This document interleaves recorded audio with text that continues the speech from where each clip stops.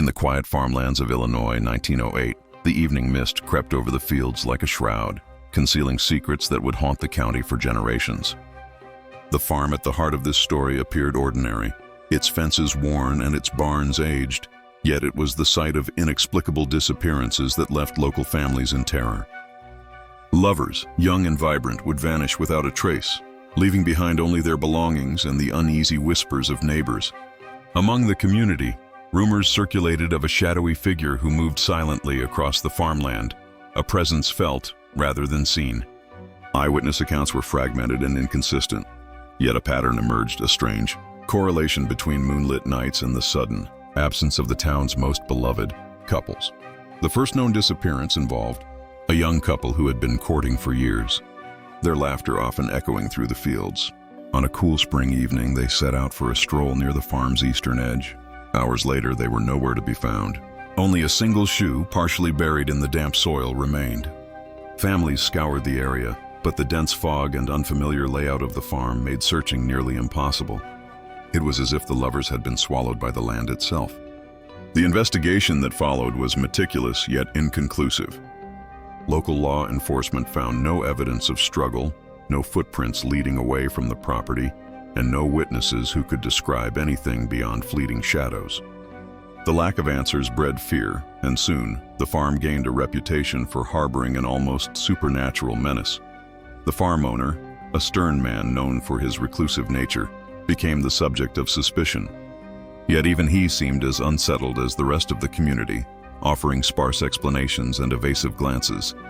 Historians would later suggest that the isolated nature of rural Illinois in the early 20th century, combined with the social stigmas surrounding young lovers courting outside family supervision, created fertile ground for both real and imagined fears. Stories of vanished couples were often magnified by local gossip, but the consistency of these incidents across years indicated more than mere coincidence. The land itself, with its unmarked trails, abandoned sheds, and dense tree lines, acted as a perfect stage for fear to manifest and remain unresolved. As night fell, the farm transformed. Shadows stretched unnaturally across worn fences, and the rhythmic creaking of weathered barn doors became a sinister cadence in the silence. Farmers returning home would glance nervously over their shoulders, feeling eyes upon them that did not exist. Children dared each other to approach the edge of the property, but often fled at the first rustle of wind through the trees. It was in these quiet, tension-filled hours that the farm's legend took hold, a legend not of visible horror, but of absence and anticipation. Every unaccounted sound or movement was interpreted as the unseen agent responsible for the disappearances. The psychological grip on the community was subtle yet powerful, instilling a pervasive sense of dread. Among the investigators, a few courageous men and women sought to document patterns. Notes were kept on weather conditions, times of disappearance, and the personal lives of those who vanished. Yet the absence of clear evidence made drawing conclusions impossible. Some speculated on human perpetrators, local criminals, or jealous rivals, but this theory failed to account for the precision and timing of the abductions. Others, steeped in folklore, whispered of malevolent spirits inhabiting the land, remnants of tragic histories buried beneath the soil. The narrative grew with each telling, blending documented events with mythic embellishments. By 1908, the farm was no longer merely a location, it was an emblem of unresolved terror, a locus where reality and imagination collided in the shadow of vanished lovers. What makes this story gripping is not only the vanishings themselves, but the tension that permeated every interaction on and around the farm. Social gatherings were colored by fear, as families hesitated to allow young couples to venture too far from home. Local clergy offered prayers and warnings, attempting to shield parishioners from the unseen menace. Doctors were consulted, but their explanations, often framed in terms of natural disappearances or accidents, failed to soothe the growing unease. Even the physical layout of the land, dense groves, water-filled ditches, and old farm structures added a palpable weight to the atmosphere, a silent accomplice in the creation of anxiety. Witnesses consistently reported feelings of being watched, of footsteps in empty corridors, of whispers carried on the wind. It was in this ambient horror, rather than overt violence, that the farm exercised its most enduring power. By the time the sun rose after each disappearance, The full scope of loss was evident. Empty rooms, abandoned belongings, and the lingering sorrow of families painted a picture of absence that words could scarcely capture. The farm had become a theater of psychological horror, where the unknown was more terrifying than any visible threat. The combination of real events, social pressures, and environmental factors created a narrative that would resonate for generations, ensuring that the story of the missing lovers remained a central, chilling legend in Illinois' rural history.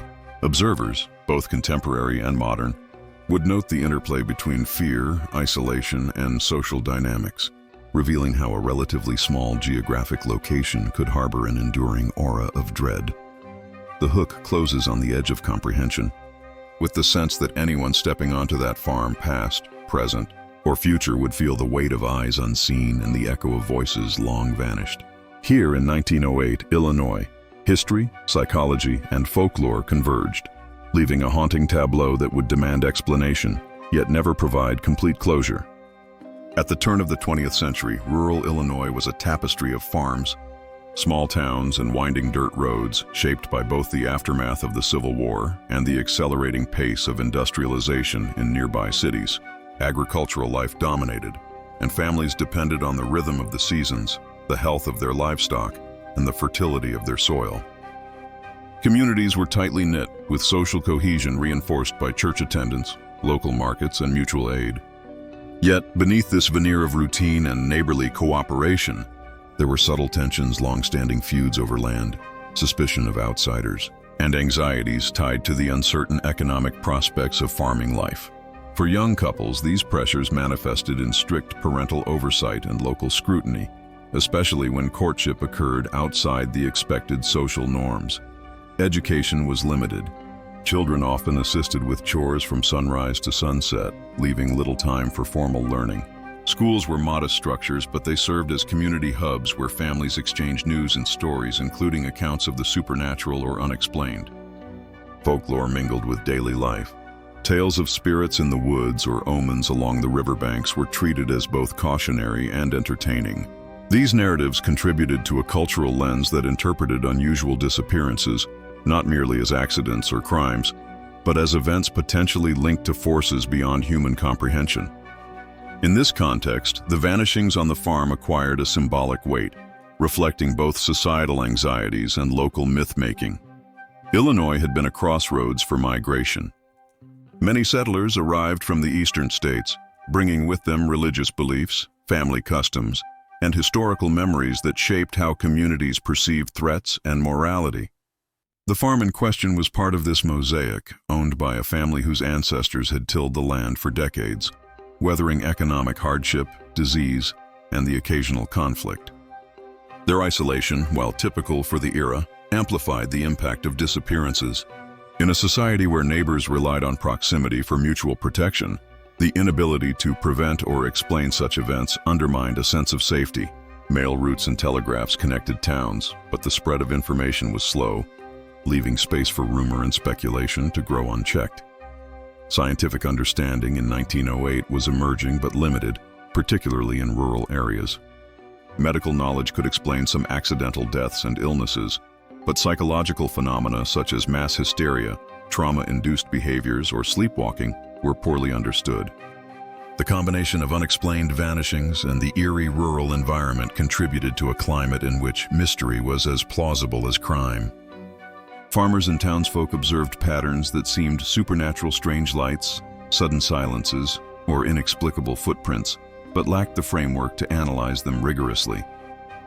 Folklorists note that these observations, when repeated across generations, often crystallize into enduring legends that blur the line between historical fact and narrative embellishment. Culturally, young couples were expected to conform to strict moral codes. Courting was observed and guided by family oversight, with social gatherings carefully monitored. When lovers disappeared, the implications were profound, not merely for the missing individuals, but for the moral and social fabric of the community. Families feared both the literal loss and the social judgment that accompanied unexplained absence. Religious leaders reinforced these norms, preaching caution and vigilance while interpreting vanishings through a lens of moral instruction. Such interpretations further magnified fear, ensuring that the farm became a site of whispered warnings and symbolic significance.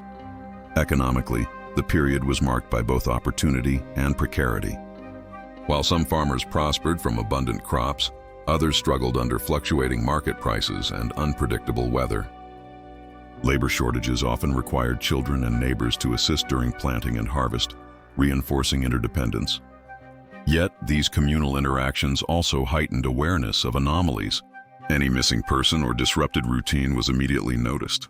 The combination of physical isolation, environmental hazards, and economic vulnerability created conditions where disappearances resonated far beyond their immediate victims, affecting perceptions of safety, trust, and community cohesion.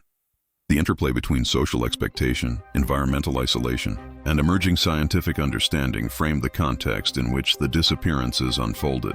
In this historical lens, the farm was more than a geographical location. It was a microcosm reflecting broader tensions of early 20th century rural America. It was a place where human curiosity, fear, and imagination converged, laying the groundwork for a narrative that would persist for decades. Understanding the historical, cultural, and environmental conditions of the era illuminates why the vanishings were perceived as extraordinary and why they captured the collective imagination of the region. By the end of the decade, the farm and its surrounding community were firmly entrenched in a landscape of suspicion and unease. Each incident of disappearance was interpreted through the twin prisms of history and folklore, and the farm became emblematic of a broader struggle to reconcile human vulnerability with natural and social forces.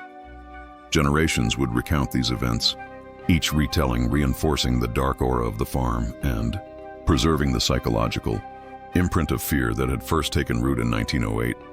This historical foundation not only contextualizes the disappearances but also sets the stage for the unfolding incidents that would grip the community, blending lived reality with enduring legend.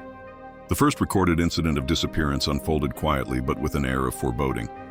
A young couple, known for their weekly strolls along the north pasture, ventured toward the edge of the farm as the sun dipped below the horizon.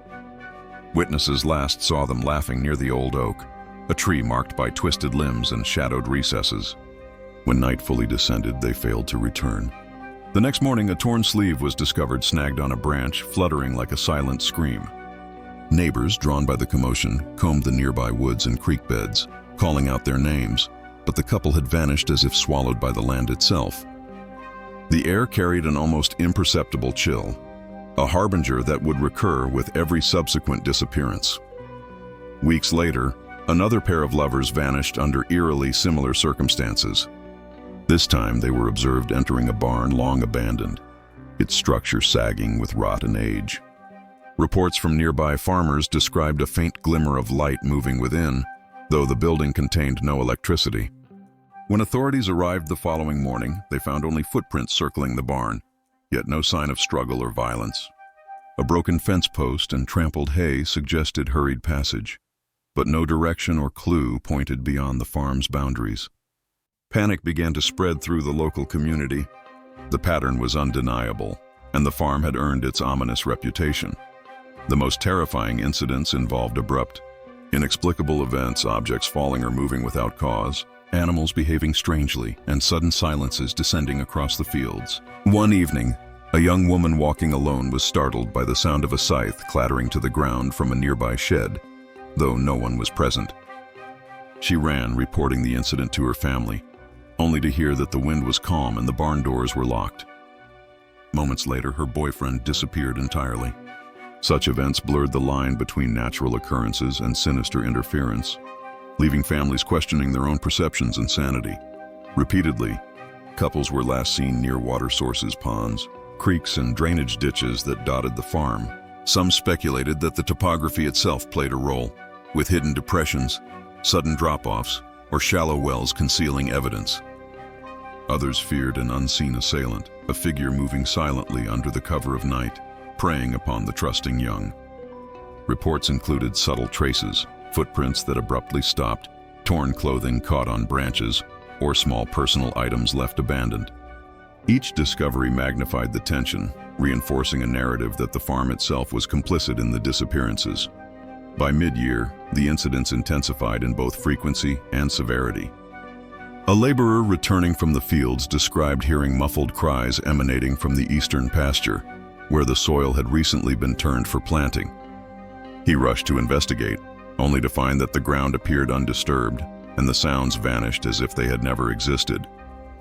The psychological strain on the community grew, with many refusing to leave their homes after dusk. Parents scolded children for wandering alone, and neighbors kept vigil in shifts, hoping to witness some clue, any sign of the missing. Each night became a test of endurance and courage, where fear replaced routine and imagination intertwined with reality. The farm's structures themselves seemed to participate in the pattern of disappearance. Doors creaked on windless nights, windows reflected silhouettes that could not exist, and barn lofts held shadows that moved independently. One particularly chilling account involved a young couple entering a storage shed to seek shelter from rain. Their voices echoed faintly as if laughing, but the sound was soon replaced by complete silence.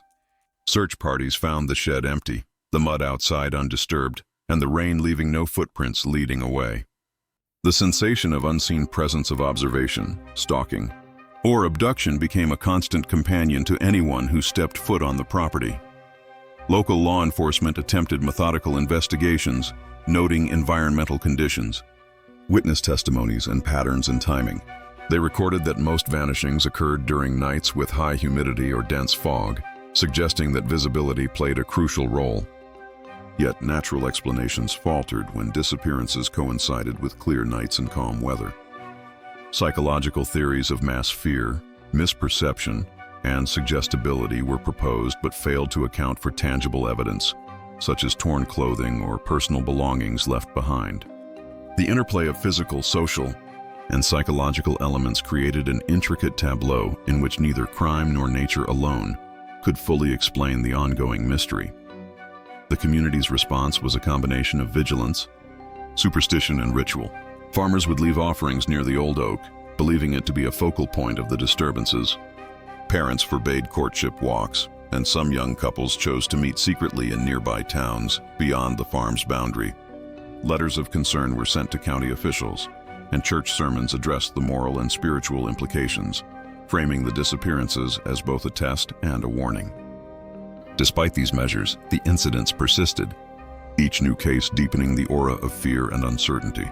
By the close of 1908, the farm had acquired a near-mythical reputation, with disappearances documented in local records, newspapers, and personal journals. The pattern, each abduction occurring under specific environmental conditions, leaving minimal physical evidence, and often coinciding with couples in intimate or isolated settings, established a chilling narrative of methodical mystery. Residents became hyper-aware of their surroundings, interpreting every shadow, creak, or whisper as a potential harbinger. The farm had transformed from a working landscape into a theater of silent horror, where the normal rhythms of life were disrupted by the unseen and the unknown. The repeated disappearances on the Illinois farm generated a wave of fear and fascination that rippled through the local community and beyond. Families were gripped by anxiety, refusing to allow their children or young adults to roam the property alone. Parental concern extended to neighbors' households, as the small, tightly connected population shared warnings and suspicions in hushed conversations. The fear was not only about the tangible losses of the vanished individuals, but also about the invisible presence that seemed to dominate the farm, capable of snatching away the young and leaving only echoes in its wake. Local doctors were called to examine the environment and investigate any potential natural explanations for the events. They measured nothing overtly pathological, finding no signs of toxins or disease that could account for the sudden disappearances. Some theorized that the victims might have suffered accidental injuries, perhaps falling into concealed wells or ditches, yet the lack of physical evidence challenged these claims. Scientific understanding of environmental hazards, human psychology, and forensic methods in 1908 was limited, leaving space for speculation and superstition to thrive. Medical assessments, while factual, offered little comfort, as families sought answers beyond the rational. The clergy played a pivotal role in shaping the community's interpretation of the events. Pastors and ministers preached caution and moral vigilance, framing the disappearances within spiritual and ethical contexts. Some sermons implied divine retribution or a testing of communal faith, reinforcing the perception that the farm had become a locus of moral as well as physical danger. Church meetings convened to discuss strategies to protect parishioners, offering prayers and blessings to shield those venturing near the property. Rituals and local customs, such as leaving offerings or lighting lanterns near the edge of the farm, reflected an attempt to negotiate with forces perceived as both natural and supernatural. Newspapers reported sporadically on the incidents, often embellishing details to capture readers' attention. Descriptions of missing lovers, eerie shadows, and unexplained noises were accompanied by local folklore and speculative interviews with neighbors. Headlines amplified the fear, framing the farm as a place of unavoidable menace. Readers in nearby towns debated the plausibility of supernatural involvement, criminal intent, or psychological hysteria. The media coverage itself contributed to a feedback loop. Fear of the unknown amplified community anxiety, while the reporting made the story a regional curiosity, further embedding the farm's reputation in collective consciousness. Neighbors' reactions varied from cautious vigilance to outright avoidance. Some families formed informal patrols, taking turns to monitor the fields at night. Others avoided the property entirely, crossing into distant pastures or leaving their animals unattended rather than risk approaching the area. Rumors proliferated regarding who or what might be responsible: a jealous farmhand, a reclusive landowner, malevolent spirits, or even creatures born of local legend. These rumors, while often contradictory, strengthened the narrative of the farm as a site of inexplicable horror. Psychologically, the pattern of disappearances created collective hypervigilance, where every sound or movement was interpreted through the lens of threat and anticipation. The social fabric of the region shifted under the weight of fear. Young couples were often escorted when visiting the farm or meeting nearby.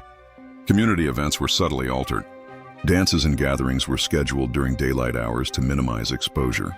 Parents monitored romantic interactions with a level of scrutiny intensified by the history of vanishings.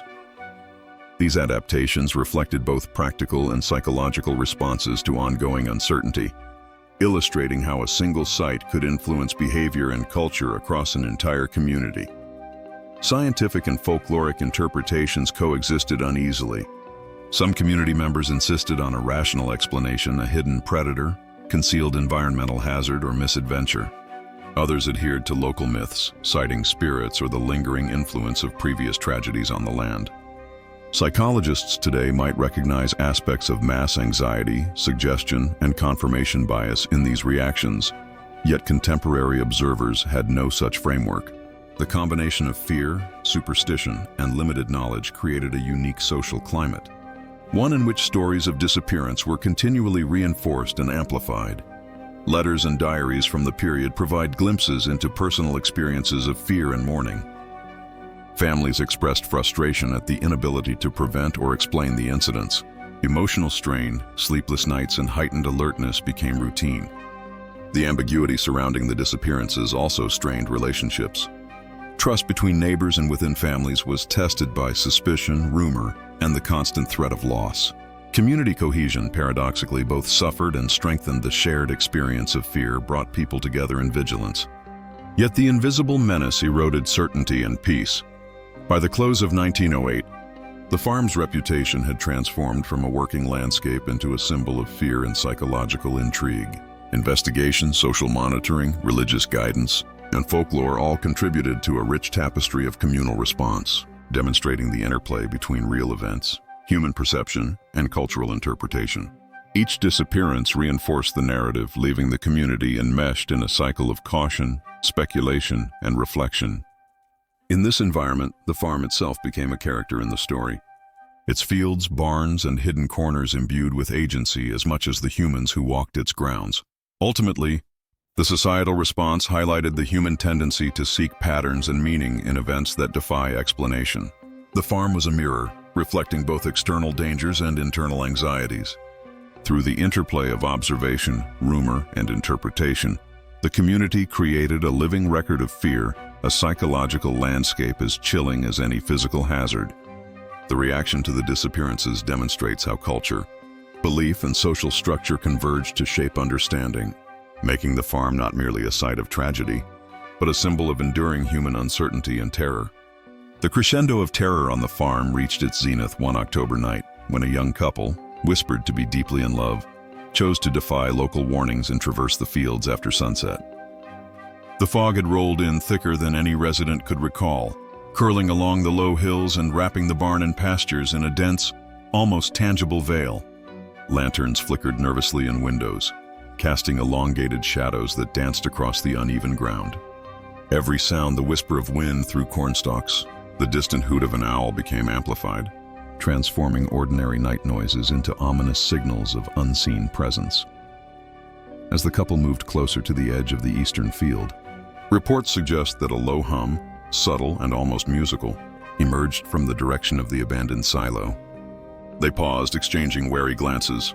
A sudden clatter, sharp and metallic, echoed across the farmyard, causing their horses to rear and their hearts to pound in synchrony. The hum dissipated, replaced by silence that was heavier than darkness, pressing against their ears and throats, making movement nearly unbearable. In those moments, the familiar contours of the farm trees, fences, barns appeared distorted, as if the landscape itself were bending to obscure and confuse. Eyewitnesses from neighboring fields describe a brief apparition of lantern light flickering near the tree line, followed by the sudden disappearance of the couple's shadows. Attempts to follow their path yielded nothing but footprints that abruptly ended mid-stride.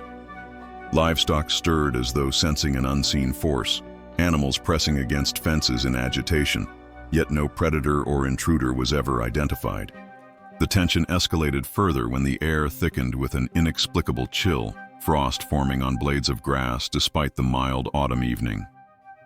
Every breath became visible, every heartbeat audible in the near silence. Fear was no longer a distant concept, it had become a palpable entity, coiling around the witnesses and victims alike.